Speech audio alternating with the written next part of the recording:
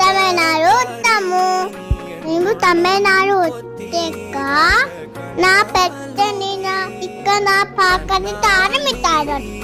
నాకు ఇక్కడ ఎవరు లేరు.